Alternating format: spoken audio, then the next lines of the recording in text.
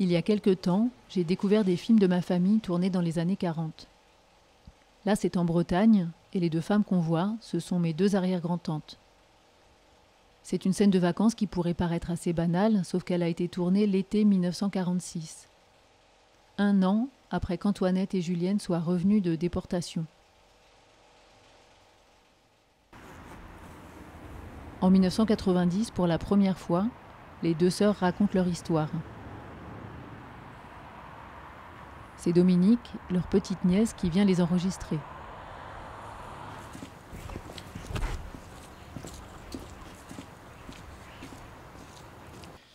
Voilà, ça c'est la toute première cassette pour Nono. De Nono.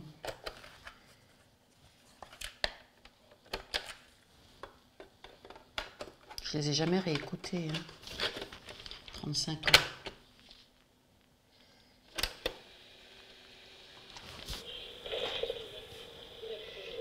Et l'arrestation, elle a été, les interrogatoires ou des saucettes, il y a aussi été des saucettes, toi.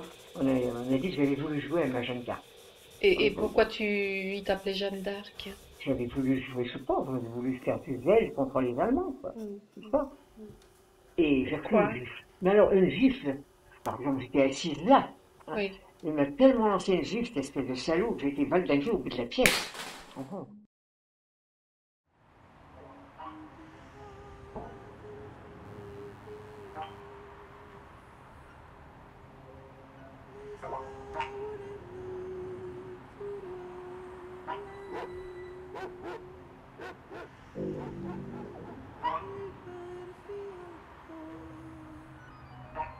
Robinson, c'était noir. Il n'y avait pas d'herbe, il n'y avait pas d'oiseaux, il n'y avait pas d'arbres, il n'y avait rien, c'était l'enfer. Moi je dis que c'est l'enfer. Des carreaux aux fenêtres, il n'y en avait plus.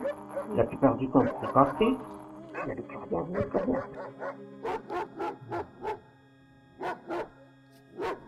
Mais c'est les déportés qui le faisaient. C'est les gens eux-mêmes qui ne savaient pas se conduire. C'est pas les Allemands. Les Allemands, ils étaient là pour nous compter tous les matins, nous faire des appels, pour faire tout ça. Mais les enfants, ils ne s'occupaient pas de nous, pas du tout, hein. Non, les gens n'ont aucune tenue. Moi, je dis, c'est là qu'on voit les magnifiques.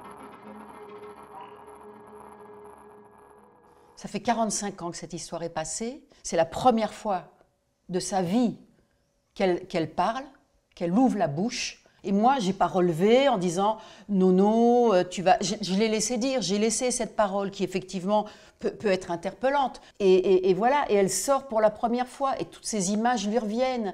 Et elle se dit « Ah putain, il y avait des petits rideaux. » Et après « Ah, mais c'est les déportés qui ont fait ça. » Et effectivement, ça devait être des…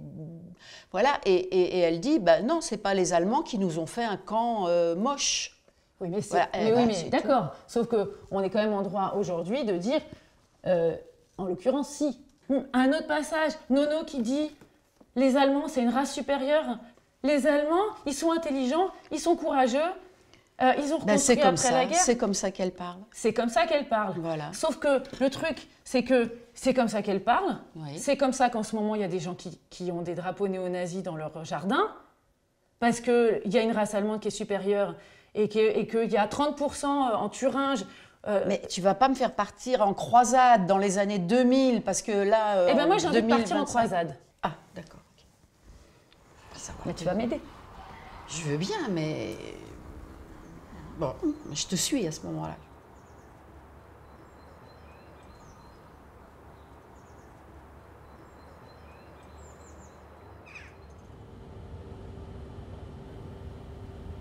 En fait, j'ai une idée complètement idéalisée de ce que peut être une femme qui a vécu dans les camps. Une personne qui serait sans faille, une sorte d'ange, comme si elle avait été purifiée par la déportation. Je me rends compte que j'arrive pas à comprendre Antoinette. J'ai besoin de savoir comment elle peut être à la fois victime du nazisme et avoir des propos aussi violents contre les femmes qui ont vécu la déportation comme elle, et si haineuses envers les étrangers.